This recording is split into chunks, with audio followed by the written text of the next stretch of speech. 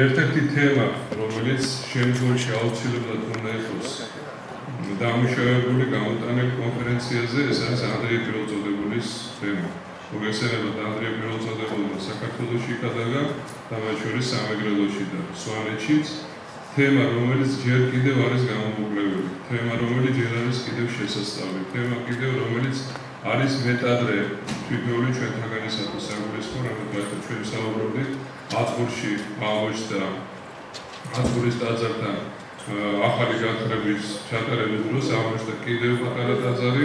დადიანების სასახლეთა ისტორიულ-არქიტექტურული მუზეუმის ხელნაწერთა ფონდის საცავში დაცულ უძველესი ნაქარგობის წარწერებს და სხვა სარწმუნო წყაროებს ეყრდნობა. ჩვენ გამოვიტანეთ სწორედ ეს თემა გახლავთ ყოვლადწმინდა ღვთისმშობელი და მისი სამოსელის დაფარული ისტორია და შეიძლება დაგვარად თავი მოუყარეთ იმ ძირითად საკითხებს, რომლებიც წარმოვაჩინეთ და ეს გახლავთ განსხვავებული მოსაზრებები სამოსლის მოხვედრის ვერსიები, ასევე მისი სამყოფელის შესახებ, რომელიც დაიბეჭდა და მკითხველი ან მაყურებელი მას ხელი მიუწვდება, დაიბეჭდა ეპარქიის გაზეთში საფარველში, ცალკეთ დაერთო გამოკვლევა საფარველს და თქვენ შეგიძლიათ დაწვრილებით იხილოთ ის.